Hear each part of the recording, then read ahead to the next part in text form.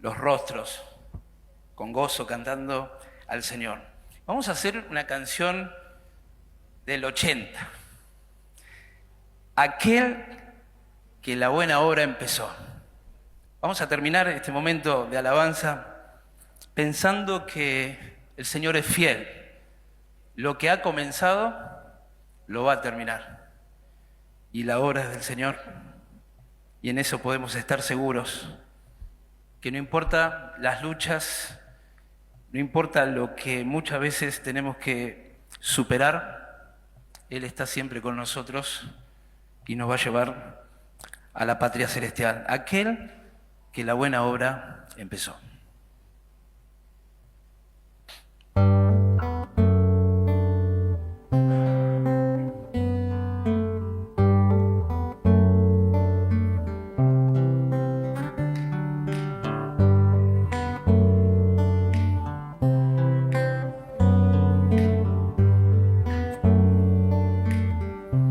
Vamos.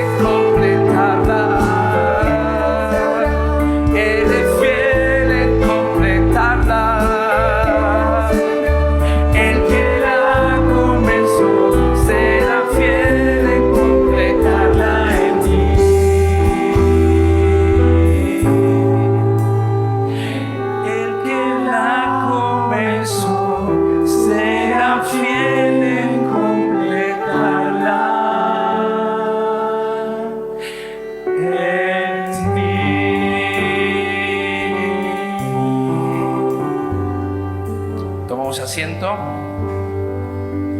Dejamos este lugar a Carlos.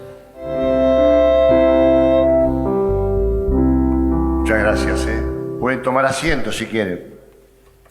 Vamos ahora a escuchar una participación musical en los labios de Valentina Sicarelli de la casada. No me acuerdo del apellido del marido. ¿Valen? Bueno, está bien. Adelante. 2 interpretaciones. Bueno, hola, ¿cómo están? Siempre pregunto cómo están para sacarme un poco los nervios.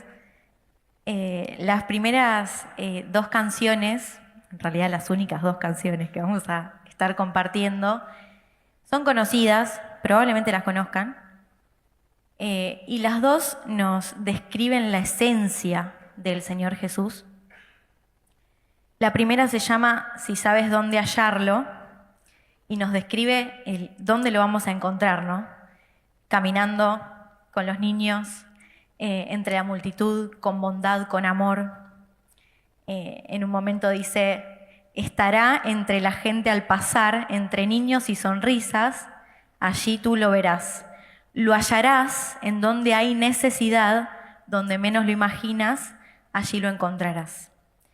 Y la segunda canción, esta un poco nos compromete a encontrarlo, producto de conocer sus cualidades. Y la segunda canción nos compromete a buscarlo y a aferrarnos a Él y a su palabra y a sus promesas. Así que bueno, vamos una atrás de la otra.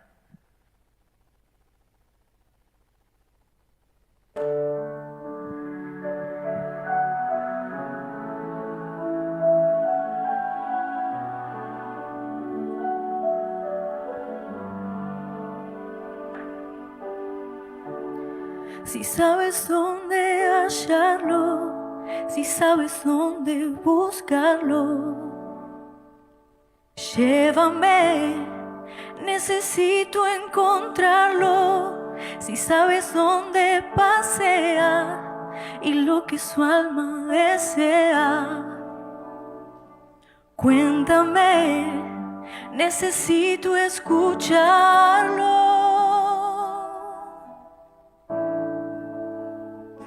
No estará en un hermoso lugar, con riquezas y grandeza, tú no lo hallarás. No estará en donde hay necesidad, en donde menos lo imaginas, allí lo encontrarás. Si sabes con quién platica y en dónde pasa sus días, llévame, necesito encontrarlo. Si sabes con quién comparte el pan y el vino en la tarde, cuéntame, necesito escucharlo.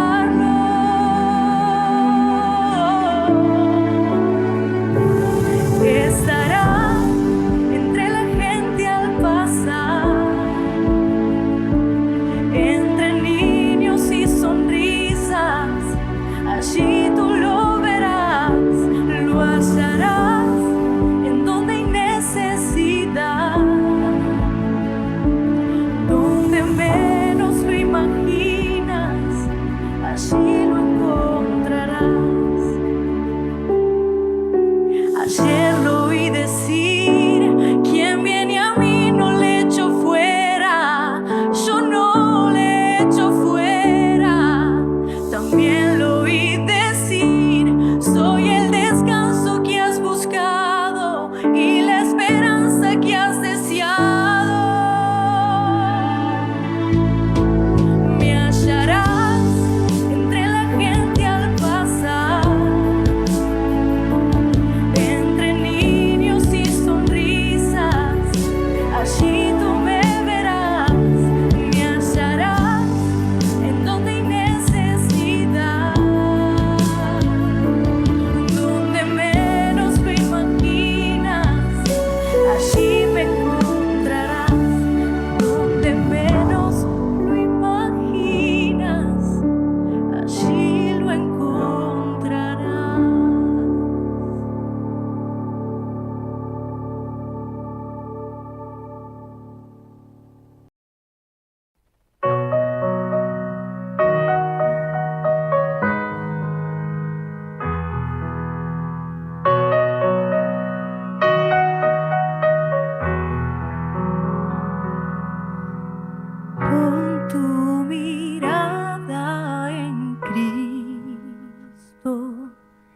tan lleno de gracia y amor,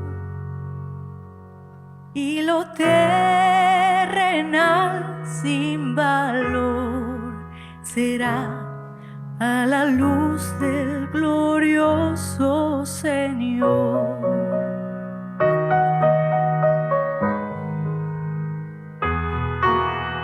Pon tu mirada en el monte, verás su justicia y favor.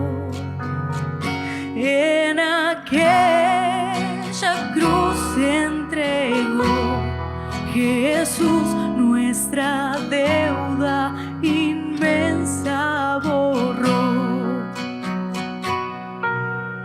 Cristo, mis ojos pongo en ti.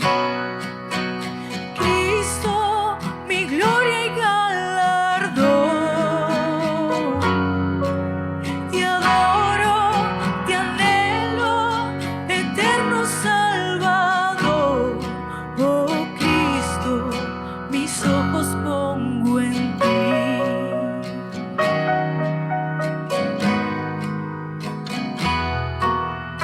Pon tu mirada en el día que Dios a Jesús levantó, y no temerás a la muerte más, pues su vida eterna nos dio. Cristo, mis ojos pongo en ti. Cristo, mi gloria y galardón. Te adoro, te anhelo, eterno Salvador. Oh Cristo, mis ojos pongo en ti.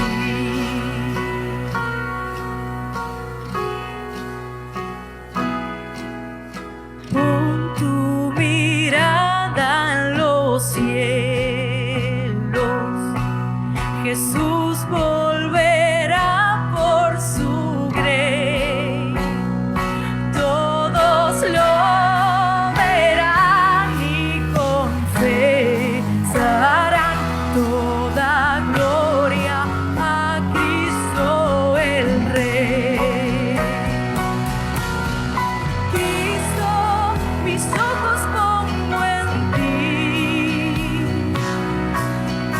Cristo, mi gloria y galardón.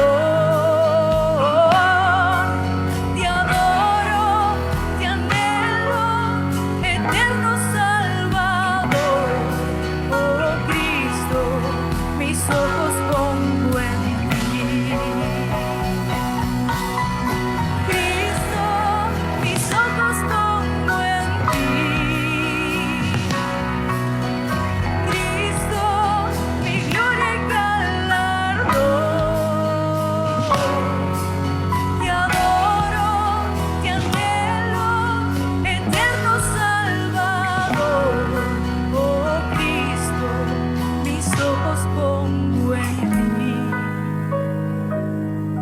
Oh Cristo, mis ojos pongo en ti.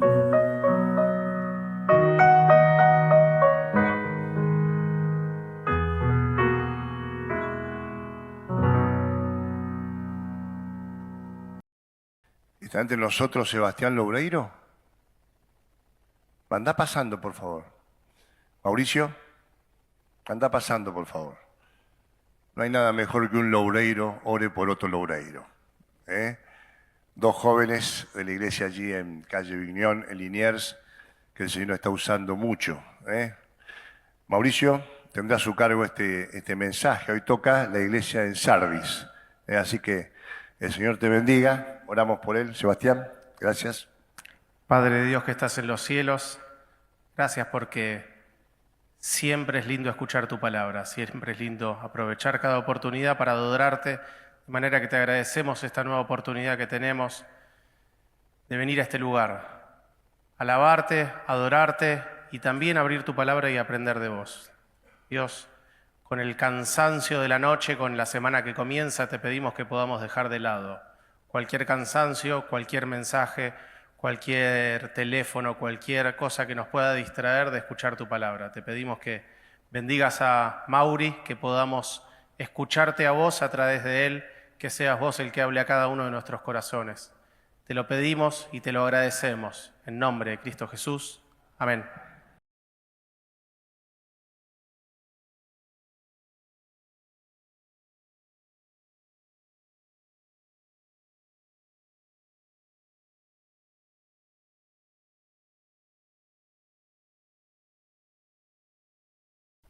Bueno, gracias, buenas noches a todos.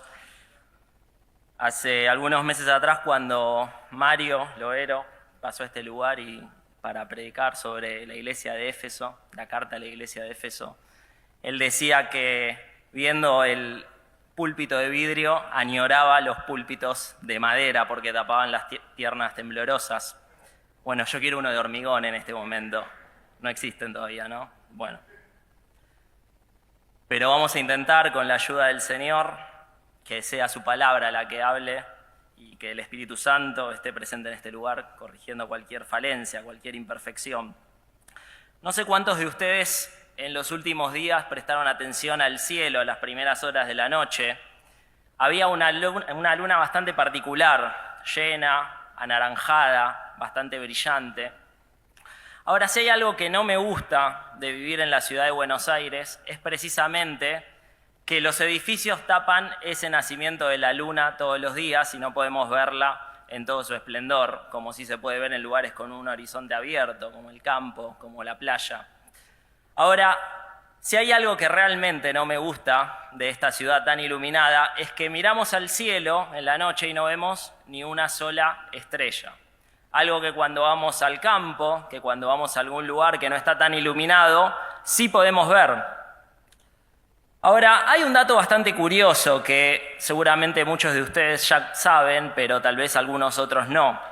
Y es que muchas de las estrellas que nosotros vemos en esos cielos despejados y estrellados ya no existen más.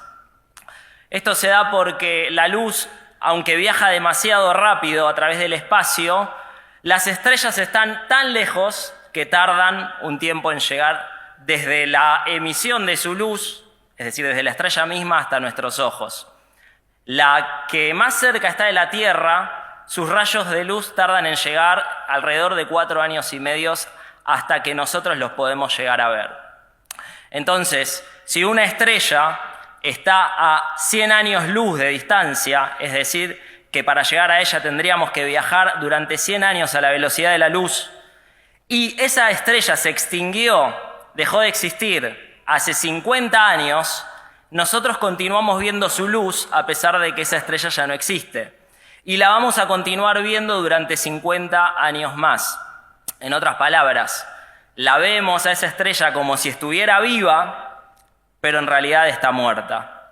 Esta analogía, creo yo, describe bastante bien la situación de la iglesia en Sardis, porque el Señor, en la carta que le escribe a la iglesia en Sardis, en el capítulo 3 de Apocalipsis, la describe como una iglesia que parecía estar viva, pero que en realidad estaba muerta. Y les pido que me acompañen a leer Apocalipsis capítulo 3. Apocalipsis capítulo 3, versículo 1 dice: escribe el ángel de la iglesia en Sardis, el que tiene los 7 espíritus de Dios y las 7 estrellas, dice esto: yo conozco tus obras, que tienes nombre de que vives y estás muerto. Sé vigilante y afirma las otras cosas que están para morir, porque no he hallado tus obras perfectas delante de Dios. Acuérdate, pues, de lo que has recibido y oído, y guárdalo, y arrepiéntete. Pues si no velas, vendré sobre ti como ladrón, y no sabrás a qué hora vendré sobre ti.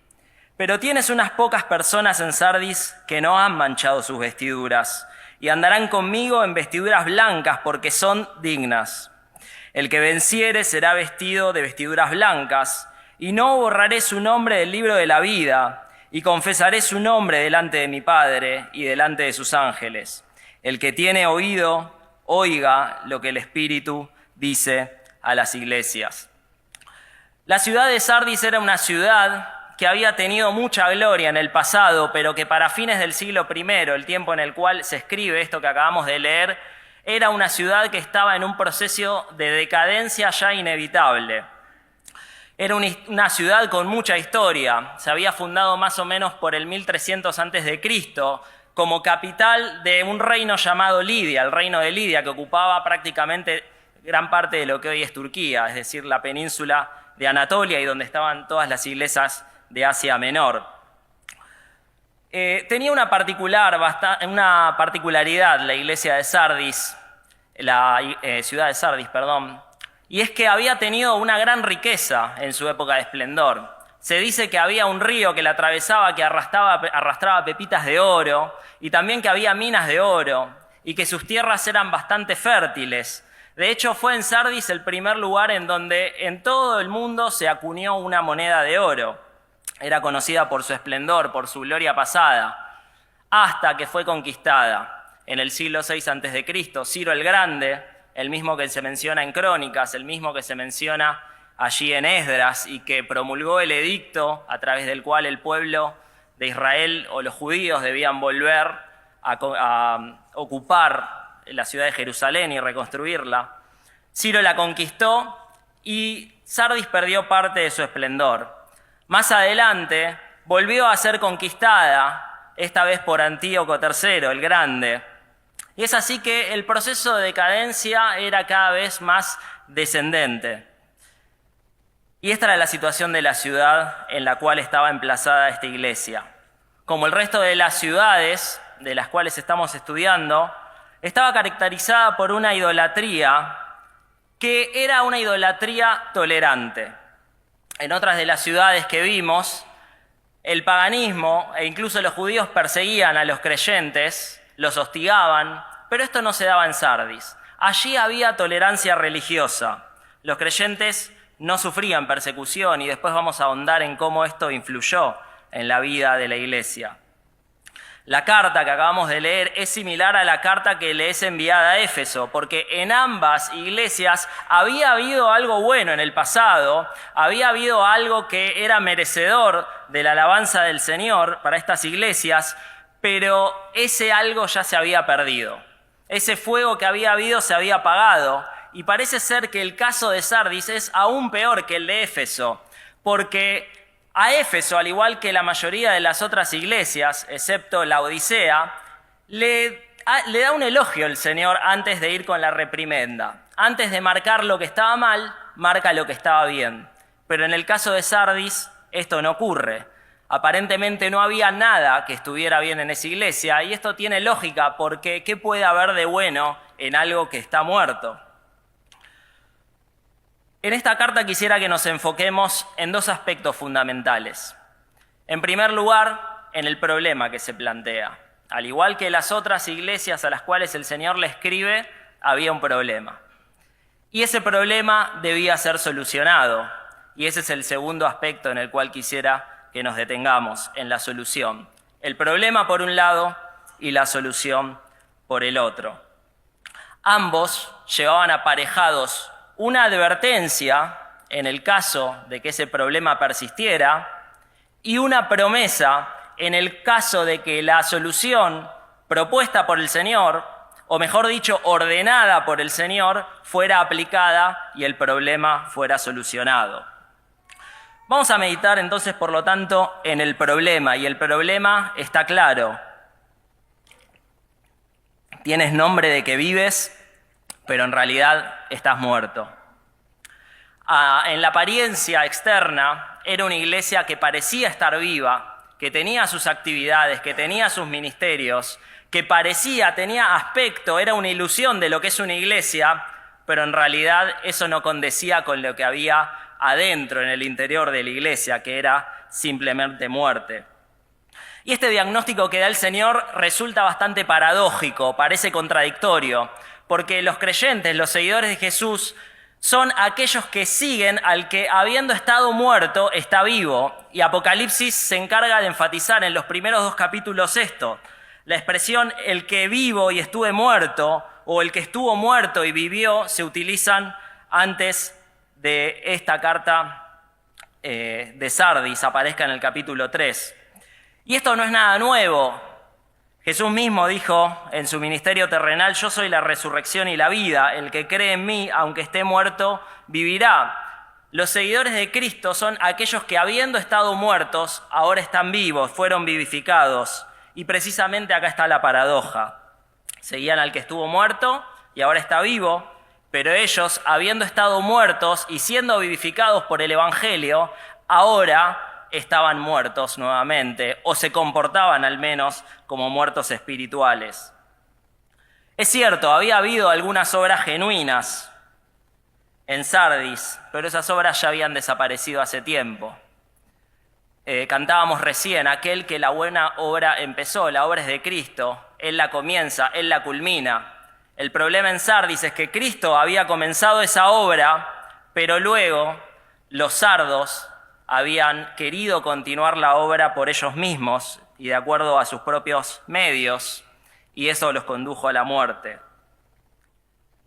Vivían en definitiva en la gloria pasada, al igual que la ciudad de Sardis, que vivía de una ilusión y de una gloria que ya no existía.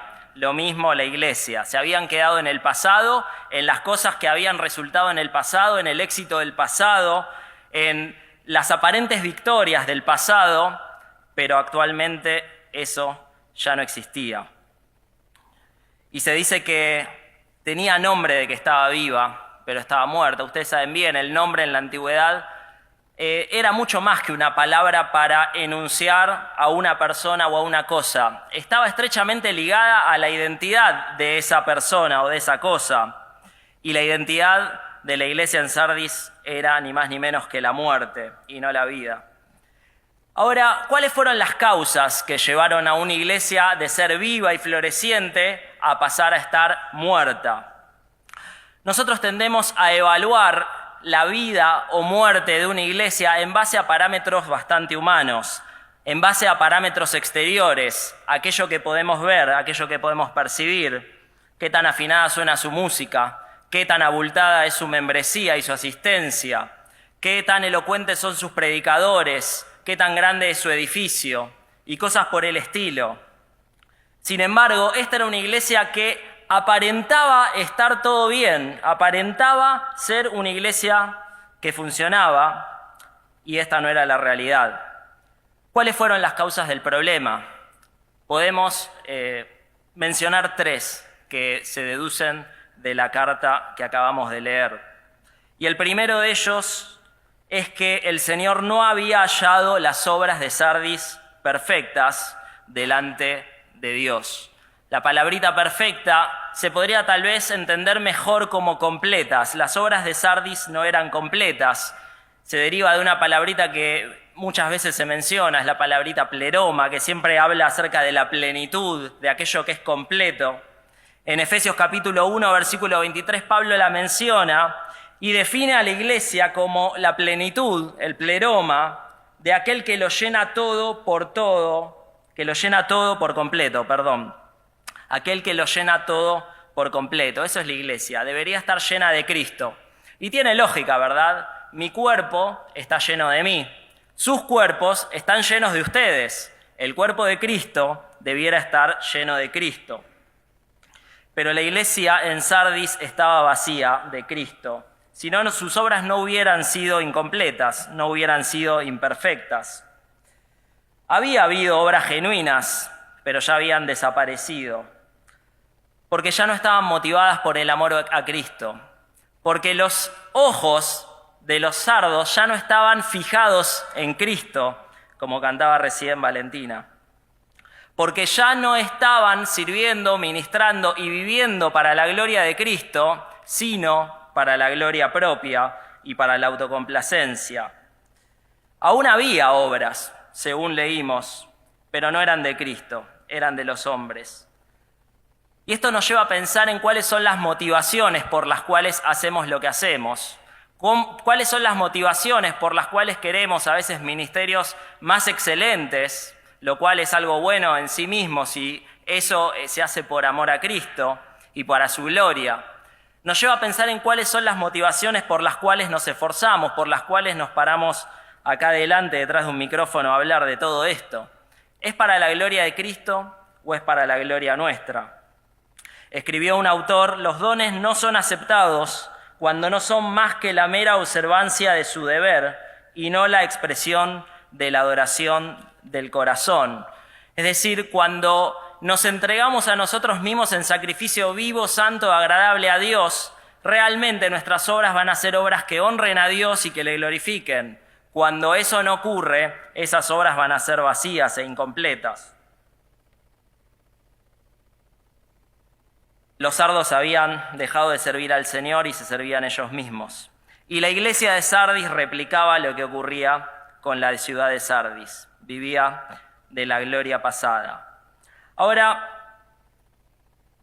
el exceso de autoconfianza en nosotros mismos, en base a victorias pasadas que quizás tenemos el tupé de creer que fueron por nuestros propios méritos y no del Señor, puede llevarnos al fracaso y a la muerte, como fue el caso de la muerte espiritual. Y la iglesia de Sardis debía saber bien acerca de esto, porque la ciudad de Sardis estaba erigida, estaba emplazada sobre una meseta rodeada de paredes naturales, prácticamente verticales, de roca, prácticamente en todo su perímetro. Simplemente había un acceso muy estrecho.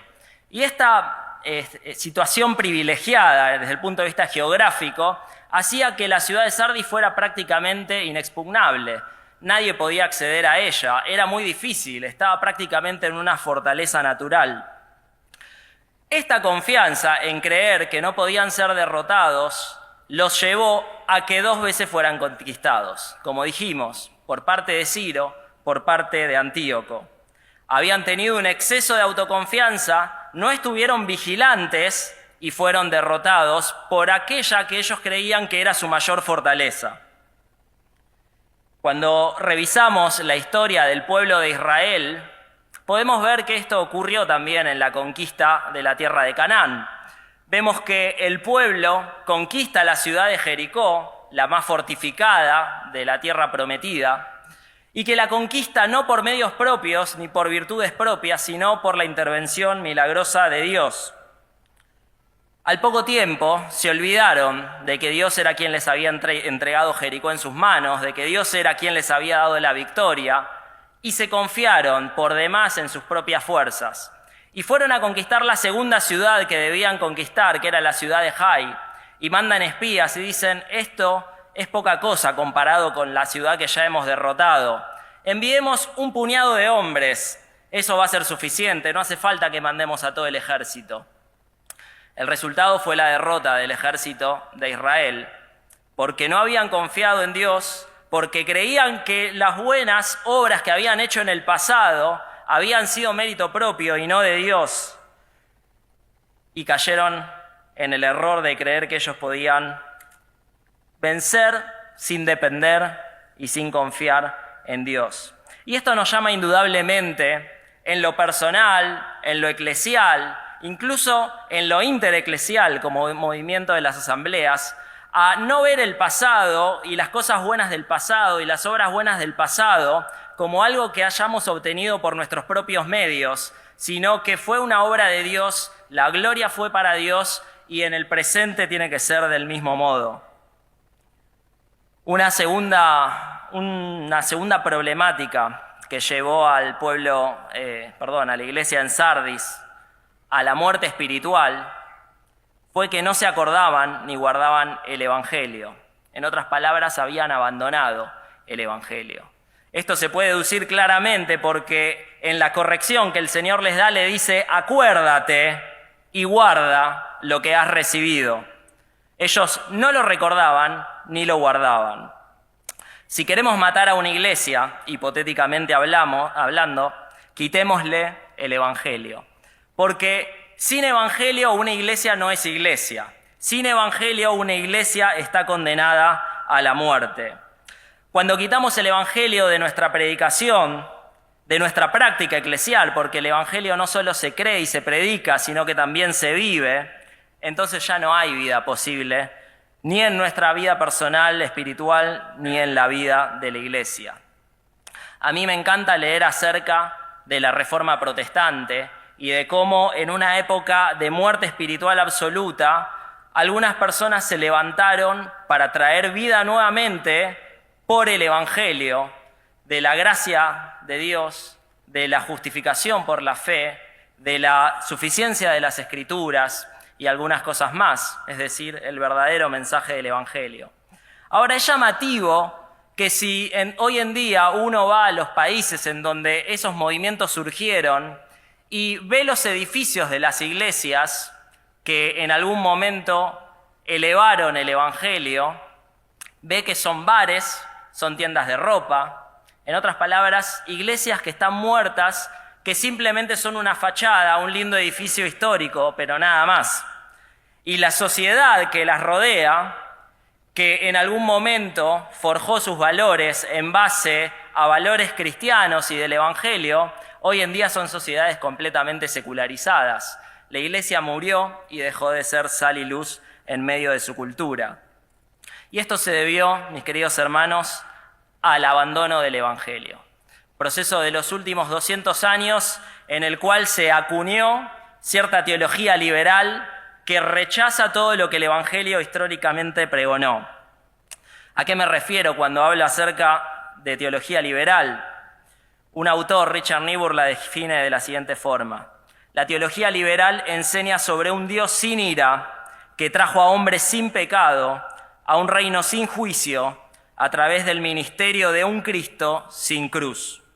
Es decir, hay un lenguaje que parece cristiano, hay una adhesión a los históricos credos cristianos y confesiones de fe, pero que son reinterpretados y en el fondo se niega todo lo que el cristianismo históricamente creyó, todo lo que el Evangelio históricamente predicó, una negación del Evangelio que condujo a la muerte de muchas iglesias. Los de Sardis habían abandonado el Evangelio y su destino era similar al de estas iglesias que mencionábamos recién. Su destino era la muerte. Ya no predicaban el Evangelio en medio de su cultura. Y esta también era la posible causa de que muchos incluso dentro de la iglesia de Sardis no fueran auténticos creyentes, fueran convencidos, pero no convertidos, fueran personas que creían en un falso evangelio que las conducía por un camino hacia la muerte, creyendo que iban hacia la vida. Nuestra responsabilidad es sembrar el evangelio y el evangelio no adulterado, la semilla del evangelio. Dios es quien va a dar el crecimiento, Marcos 4. Si nosotros hacemos como muchas veces se hace hoy en día en la industria agrícola, en donde se toma una semilla, se la modifica genéticamente para que, por ejemplo, la soja resista heladas, o el maíz resista a las plagas, o el tomate tenga más pulpa, y luego la plantamos, ese evangelio adulterado en su esencia, en su genética, en donde le quitamos esto y le agregamos esto otro para que sea mejor recibido por la sociedad actual, entonces puede que lo plantemos y puede que crezca, pero ya no va a ser una planta del verdadero evangelio. Ya no va a ser una iglesia eso. Va a ser un cúmulo de personas que están convencidas en algo que no los conduce hacia la vida. Y lamentablemente muchas iglesias recurren a esto para tener mayores adeptos, para ser más populares, para ser mejores recibidas por nuestra cultura. Desde luego que nosotros tenemos que procurar cada vez métodos más relevantes en medio de la sociedad moderna en la cual vivimos. Sin embargo, si esos métodos suponen el cambiar el mensaje del evangelio, entonces ese método ya no es válido. Ese método tiene que ser descartado porque va a conducir a la muerte y no a la vida. Los sardos habían olvidado el evangelio, no predicaban el evangelio y tampoco vivían el evangelio. No vivían de acuerdo a las enseñanzas de Jesús y de acuerdo a las enseñanzas de los apóstoles. Porque el evangelio no se limita a una mera creencia, sino a una práctica de vida. El evangelio define cómo vivimos. El Evangelio nos transforma al punto de que queremos vivir imitando a Cristo. Y si dejamos de predicar ese Evangelio y si dejamos olvidado ese Evangelio, entonces nuestras vidas y las vidas de los demás y las vidas de aquellos que asisten a nuestras iglesias no van a ser transformadas. Cuando vemos las enseñanzas de Jesús en los Evangelios, vemos claramente que el Evangelio se trata del perdón de pecados. Y llamará su nombre Jesús porque Él salvará a su pueblo de su pecado. Esta es mi sangre que por vosotros es derramada para perdón de pecados. Pero el mensaje del Evangelio no se limitaba meramente a eso. Jesús pasó 3 años más o menos predicando acerca de lo que Él mismo llama el Evangelio del Reino y predicando una manera íntegra y sabia de vivir. Y vemos cómo todas esas enseñanzas se condensan allí en el Sermón del Monte, en donde Jesús nos llama a vivir en integridad, transformados por el Evangelio, reflejando exteriormente un Evangelio que se creyó de corazón profundamente, primero internamente en el corazón.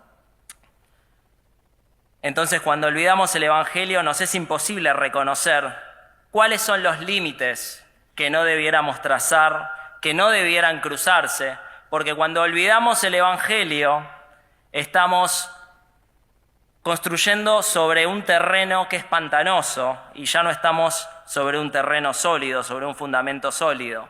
Cuando esto pasa, cualquier ideología, cualquier moda, cualquier cosmovisión va a empezar a parecernos relativamente buena y compatible con el Evangelio, e incluso tal vez la adoptemos y se intrometa en distintos ámbitos en nuestras iglesias. Y esto nos lleva a pensar en el tercer problema que condujo a Sardis a la muerte espiritual, y es que ellos no estaban puros. Ellos se habían mezclado con su cultura a tal punto de que habían manchado sus vestiduras. Y la gran mayoría de la iglesia había manchado sus vestiduras. El Señor dice allí, hay algunos en Sardis que no mancharon sus vestiduras, o sea que la gran mayoría sí lo había hecho. La actitud de la ciudad había contagiado a la iglesia. Esta sociedad con tolerancia religiosa fue una maldición para la iglesia de Sardis.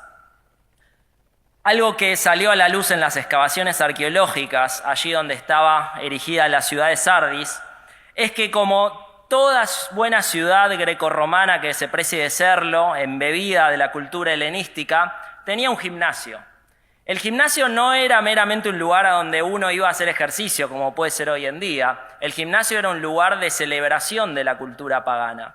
En el gimnasio se practicaban deportes, pero como ustedes habrán visto, esos deportes se practicaban desnudos, algo que podemos ver claramente en las estatuas, en donde vemos gente luchando, en donde vemos gente lanzando discos. Ahora, lo realmente curioso es que en las excavaciones arqueológicas se encontró exactamente al lado del gimnasio que había una sinagoga judía, la más grande, la más importante de toda la ciudad.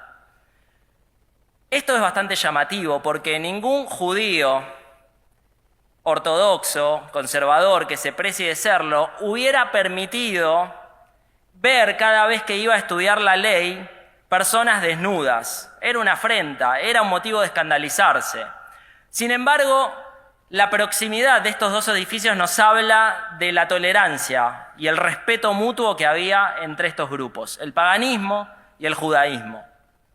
No hay razón para que pensemos que no ocurría lo mismo con los cristianos en esa ciudad. Se toleraban, no eran perseguidos, como sí vemos que ocurría con otras iglesias, ni por los judíos, ni por los paganos. Y muchas veces esta tolerancia religiosa puede ser una maldición. Gracias a Dios por la libertad religiosa que gozamos en este país, ¿verdad? Que podemos predicar el Evangelio. De hecho, cuando vemos la historia del movimiento de las asambleas, vemos que a partir de la promulgación de leyes de libertad religiosa en el 1900 es cuando empezó a florecer la llegada de misioneros, los colportores ya podían distribuir su literatura libremente, los misioneros podían predicar al aire libre y en campañas, y empezó a proliferar la predicación del Evangelio. Gracias a Dios por eso. Pero el Satanás, el diablo, también se vale de esos recursos para hacer caer a la iglesia. También se vale de esta tolerancia de la cual gozamos. Esta buena relación de amistad con el mundo indudablemente fue uno de los factores determinantes para que Sardis muera espiritualmente. El Evangelio en tiempos de persecución, en tiempos de dificultad, siempre ha prosperado.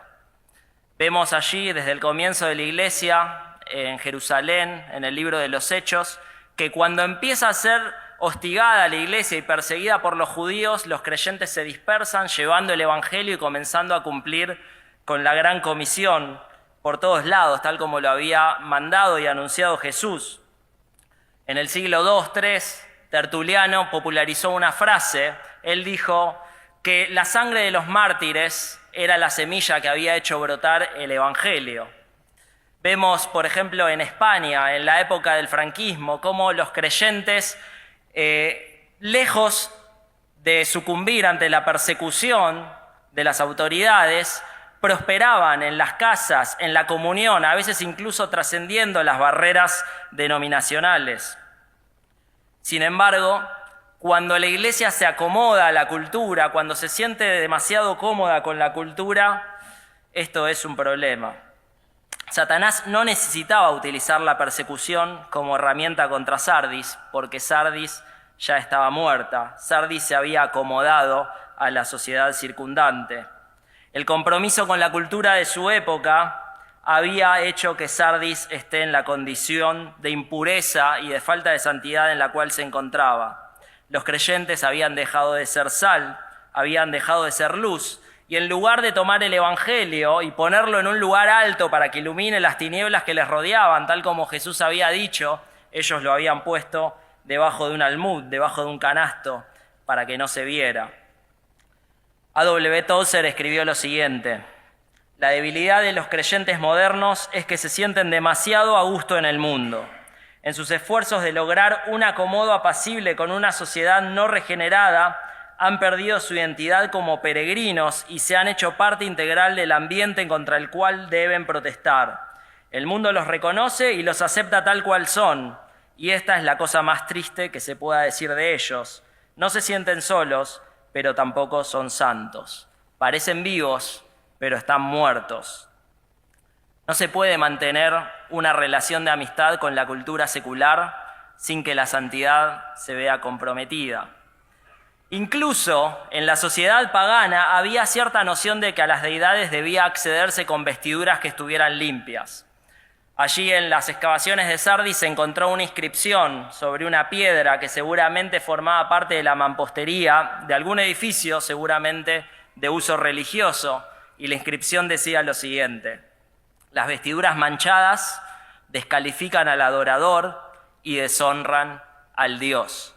Los paganos creían esto respecto a sus vestiduras textiles, es decir, respecto a la ropa que llevaban puesta. Debían llevarla limpia para presentarse ante sus dioses falsos. Ahora, el Señor parece usar esta misma analogía que le era común, evidentemente, a los creyentes de Asia Menor que iban a recibir este libro, y le da un nuevo sentido espiritual para referirse a las vestiduras como nuestra vida espiritual. En Apocalipsis capítulo 19, versículo 8, se nos dice que la iglesia en las bodas del Cordero estará vestida de lino fino, limpio, resplandeciente, y explica allí qué significa este símbolo, porque el lino fino es las acciones justas de los santos. Sardis no tenía sus vestiduras limpias, se había estado revolcando en el barro de este mundo y es inevitable que cuando hacemos eso las vestiduras se manchen. Nosotros por la gracia de Dios recibimos vestiduras blancas, es decir, cuando fuimos hechos santos posicionalmente, cuando el Señor nos santificó en nuestra conversión, nuestra responsabilidad es mantener esas vestiduras limpias sin mancharlas. Es cierto, por los méritos del Señor, Él va a presentar a sí mismo una iglesia sin mancha y sin arruga, pero eso no quita nuestra responsabilidad de no juguetear entre el barro del pecado, que solamente este mundo puede ofrecernos. No hay nada de puro que el mundo pueda ofrecernos. Y Sardis no lo había hecho. Sardis estaba cómodo con su cultura, con la suciedad que esta cultura ofrecía, y posiblemente en muchas de nuestras iglesias ocurra lo mismo. Tal vez tenemos el mismo grave problema. Nos sentimos demasiado cómodos con lo que el mundo nos ofrece, con lo que el mundo naturaliza como que es bueno, y no tenemos problema en manchar nuestras vestiduras con todo eso. Claramente hay una advertencia del Señor si ellos persistían en estos problemas que los habían llevado a la muerte espiritual. Pues si no velas, vendré sobre ti como ladrón, y no sabrás a qué hora vendré sobre ti. La analogía del ladrón es bastante utilizada en el Nuevo Testamento, ¿verdad? Y creo que todos entendemos a qué se refiere. Mateo 24, vemos como el Señor manda a sus discípulos a velar porque el Hijo del Hombre vendrá como ladrón en la noche. Primera Tesalonicenses capítulo 5, 2, Pablo nuevamente utiliza esta analogía porque vosotros sabéis perfectamente que el día del Señor vendrá así como ladrón en la noche. Y en 2 Pedro se retoma nuevamente esta idea para referirse al día del Señor que vendrá como ladrón en la noche.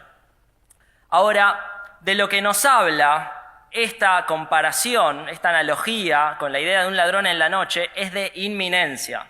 En estos versículos que mencioné se aplican a la venida del Señor, pero en esta carta, al igual que en la carta a Éfeso, está refiriéndose a una acción inminente que el Señor va a ejecutar, que no es necesariamente su venida, aunque algunos comentaristas y creyentes fieles lo interpretan de ese modo, sino que se refiere a una visitación inminente para disciplina, si ellos no se arrepentían del mal que estaban haciendo.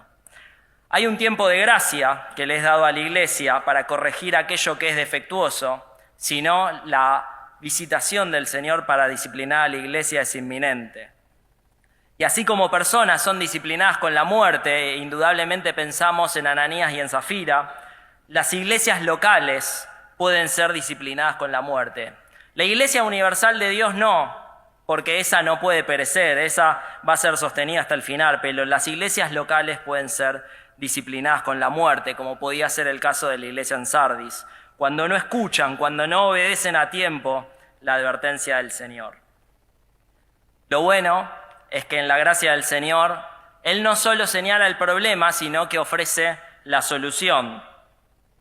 Y el paso inicial para poder solucionar el problema de Sardis era depender del Espíritu Santo. El Señor se presenta al comienzo de esta carta como aquel que tiene los 7 espíritus de Dios. Y esto es una alusión clara al Espíritu Santo. Prácticamente es la opinión generalizada de los intérpretes de que allí se está refiriendo al Espíritu Santo. El número 7 allí tal vez nos habla de la plenitud, de la perfección del Espíritu Santo.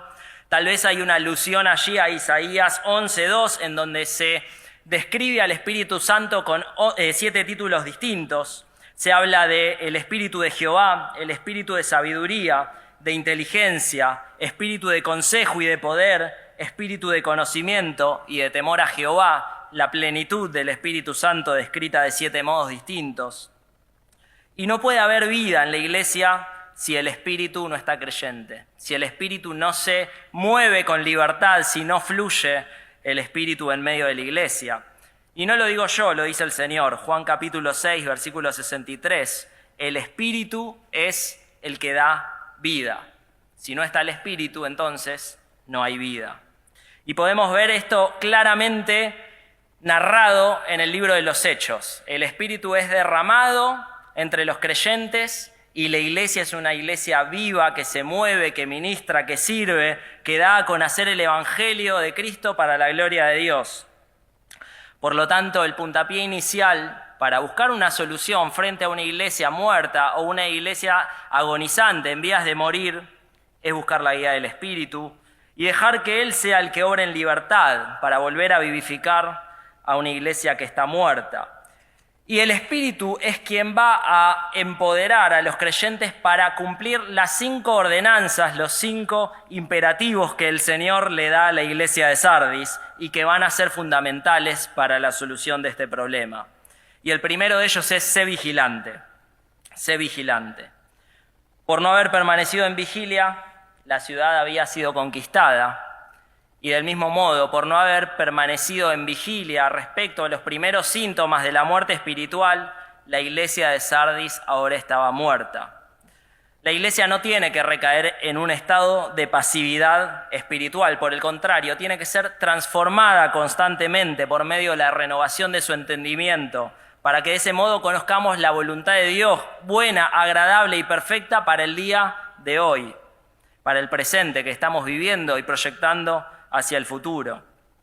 La iglesia tiene que estar expectante y atenta a los primeros síntomas de muerte espiritual que van a conducirla indefectiblemente a una muerte que es inevitable. La segunda orden, el segundo imperativo es afirma las cosas que están para morir. Al parecer no todo estaba muerto, había cosas que aún tenían vida, aunque estaban en terapia intensiva. Estaban ya próximas a morir, pero aún podían ser rescatadas por el poder de Dios.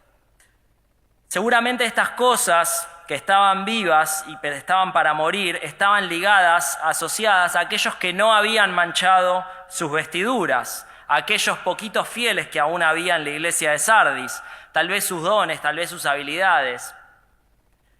Y el Señor los llama a vivir y renovar ese evangelio de forma práctica para beneficio de la iglesia y para la gloria de Cristo. Es llamativo que no los insta a abandonar esta iglesia que se estaba muriendo para que vayan a una iglesia viva, reluciente, activa. Permanezcan allí y reafirmen eso que tienen. Tal vez no tienen los dones de aquella iglesia pomposa, tal vez no tienen la feligresía de aquella otra iglesia con un salón enorme, pero tienen algo, tienen dones que les fueron otorgados soberanamente por el Espíritu. Úsenlos, pónganlos en práctica en dependencia del Señor y del Espíritu y para la gloria del Señor. Y de ese modo van a reafirmar lo poco que queda y de ese modo van a revertir la situación de muerte espiritual. Los vivos que quedaban tenían que ser el factor de cambio, que lleve a esa iglesia moribunda a una vivificación nueva. El tercer imperativo que le da el Señor es acuérdate de lo que has recibido y oído. Acuérdate. Ustedes ya lo recibieron, ya lo conocen, ya lo saben. No les estoy trayendo nada nuevo. Acuérdense de eso, dice el Señor. Y esto está indudablemente ligado al cuarto imperativo, porque eso que tenían que recordar, que habían dejado guardado en el olvido, tenían que ponerlo en práctica. Guárdalo. Acuérdate y guárdalo. Sería imposible guardarlo si no lo recuerdan primero, ¿verdad? Acuérdate y guárdalo. Y acá parece que el Señor les está diciendo, ¿y qué tal si este evangelio que recibieron hace tantos años, posiblemente décadas, lo empiezan a poner en práctica?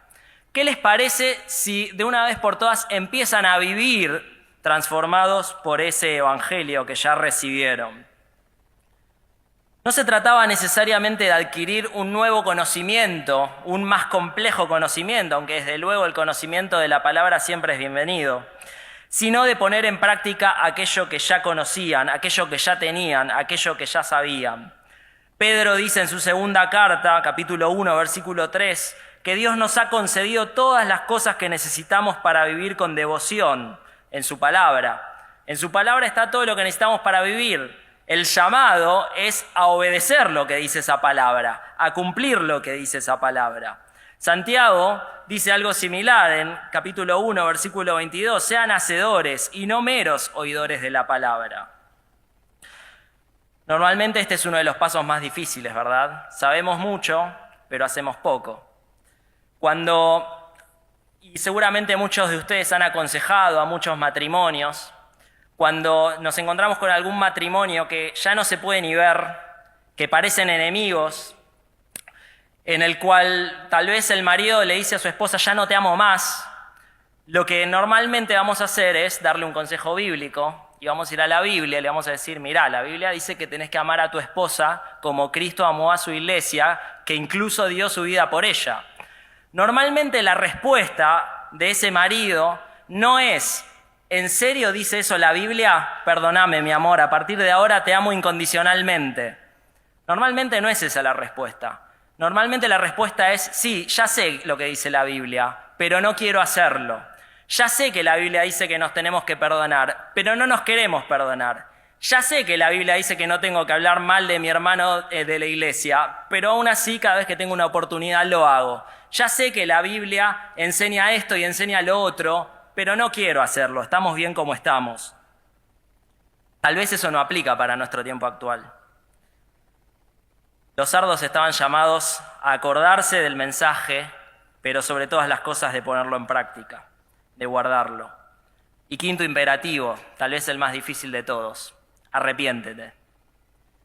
¿Por qué es el más difícil de todo?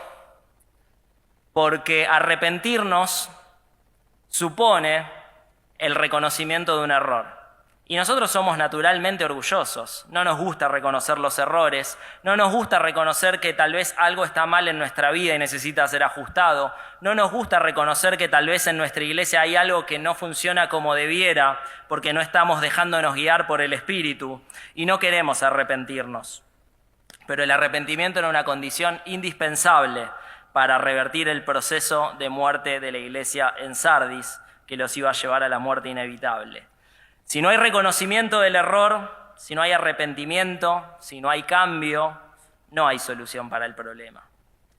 Ahora, si ese problema es solucionado buscando la ayuda de Dios y por los méritos de Dios y para la gloria de Dios, hay una promesa, al igual que en las otras cartas. Hay una promesa para los vencedores. Y es una promesa triple. En primer lugar dice: el que venciere será vestido de vestiduras blancas. Ya hablamos acerca de las vestiduras blancas. Nos hablan de la santidad. Y en este caso de la santidad con la cual nos vamos a presentar por la gracia del Señor ante nuestro propio Señor. Ropas emblanquecidas y lavadas en la sangre del Cordero, según lo dice Apocalipsis capítulo 7 y capítulo 6. Pensemos cada vez que estamos a punto de manchar nuestras vestiduras, que nuestras vestiduras espirituales no se limpian con un detergente que podemos comprar de oferta en el supermercado, sino que costaron, el limpiador costó la sangre del Hijo de Dios, del Cordero de Dios, el limpiador más caro de la historia. Y se habla allí de dignidad, de que estos creyentes van a estar vestidos de una forma digna ante Dios. ¿Y por qué son dignas? ¿Porque nosotros somos dignos? ¿Porque nos lo merecemos? ¿Porque fuimos buenos? ¿Porque nos lo ganamos? No. Son dignas porque Cristo, que nos las otorga, es digno. Apocalipsis 4:11 dice: Señor, digno eres de recibir la gloria y la honra y el poder, porque tú creaste todas las cosas y por tu voluntad existen y fueron creadas. Él es digno porque es el creador de todo. Él es digno porque es el redentor de todo. Apocalipsis 5:9, digno eres porque tú fuiste inmolado y con tu sangre nos has redimido para Dios, de todo linaje y lengua y pueblo y nación. Y Él es digno porque Él es el soberano sobre todas las cosas. Apocalipsis 5:12. El Cordero que fue inmolado es digno de tomar el poder, las riquezas, la sabiduría, la fortaleza, la honra, la gloria y la alabanza. Nos vamos a presentar con vestiduras dignas ante el Señor, sí, pero no por mérito nuestro, solamente por su gracia y por su obra en la cruz.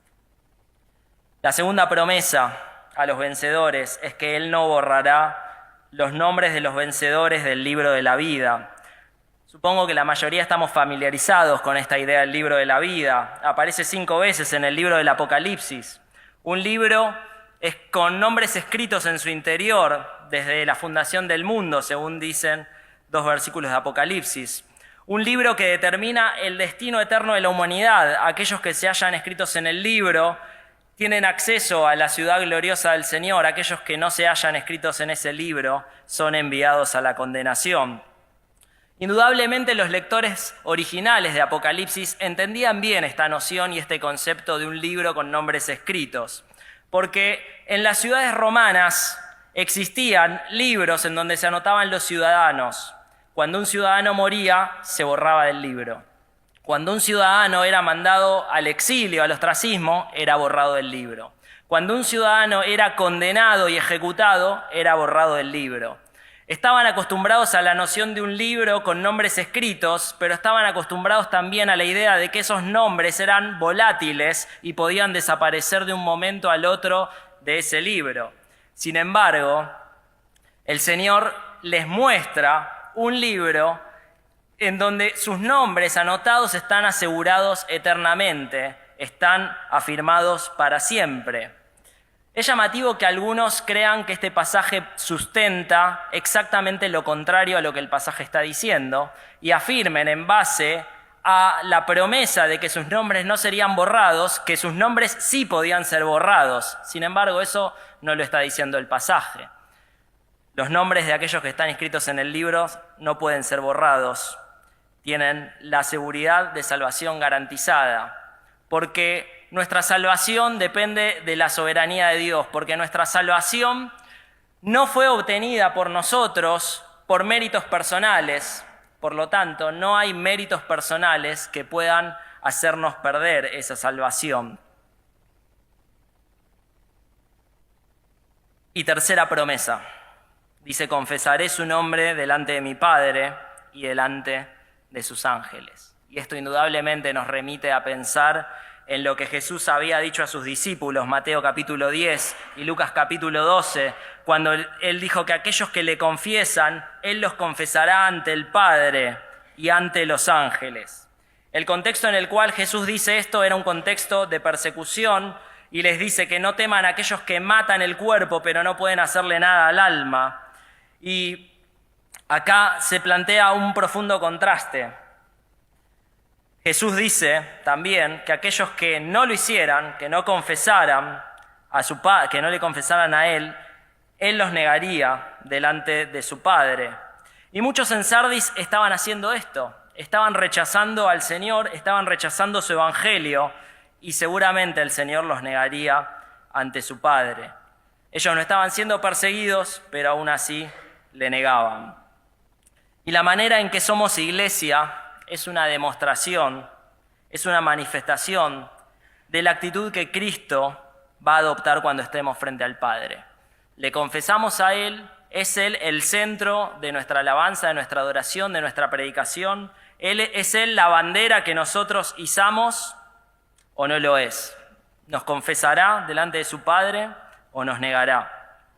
Depende de la actitud que hayamos tomado ante la advertencia de despertar y ser vivificados como iglesia. Si desoímos esa advertencia, entonces esta promesa no se cumplirá en nosotros. Y concluye la carta a Sardis, y concluyo yo. El que tiene oído, oiga lo que el Espíritu dice a las iglesias. Yo creo que todos tenemos oídos, o al menos todos los trajimos, según lo que veo desde acá adelante. Por lo tanto, este es un mensaje no para el liderazgo de la iglesia solamente. Este es un mensaje que nos confronta e interpela a todos los creyentes. Ocurre que si bien todos tenemos oídos, no todos somos siempre sensibles a escuchar la voz de Dios. Esta carta nos confronta a asumir la responsabilidad que tenemos personalmente frente a la demanda de Dios, a su demanda de santidad, a su demanda de identificarnos, de predicar y de vivir el Evangelio. Nos llama a examinar nuestro interior en lo personal, en lo eclesial, para que estemos siempre alertas, despiertos, frente a los primeros síntomas que nos llevan a una muerte espiritual en la iglesia y de ese modo podamos permitir, reconociendo nuestro error, que esa muerte no avance. Que podamos, por lo tanto, ser vivificados constantemente por el Espíritu, dejándole operar en nuestras vidas y en nuestras iglesias para preservar el Evangelio, para preservar la santidad de la iglesia de Cristo. Y que de este modo, dejándole a Él en dependencia absoluta, que sea Él quien hace la obra, Él mismo pueda ser glorificado. Gracias y que el Señor los bendiga. Gracias, Mauri. Que Dios te siga bendiciendo en lo personal, a tu esposa, a tus queridos hijos, allí en la iglesia local también, y con este ministerio hermoso. Para muchos es una sorpresa, Mauricio, ¿no? No sé cuántos los habían escuchado ya. Que Dios los siga bendiciendo. Vamos a orar. Señor, estamos muy gozosos y muy contentos y un poco preocupados.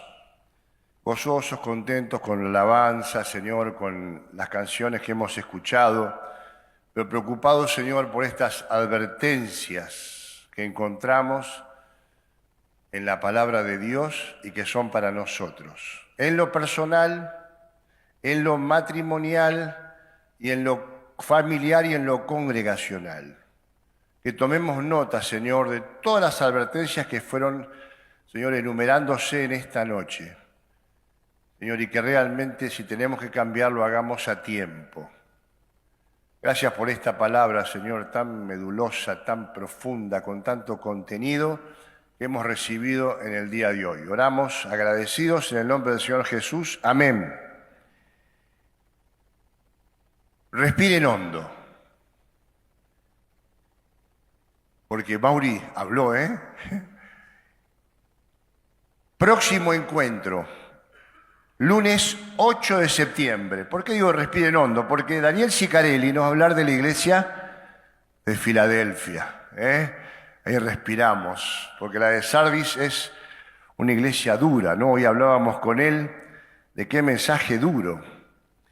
Ahora, terminando el mes de septiembre, tenemos un compromiso asumido o a asumir. ¿Saben por qué? A ver si tenemos alguna placa.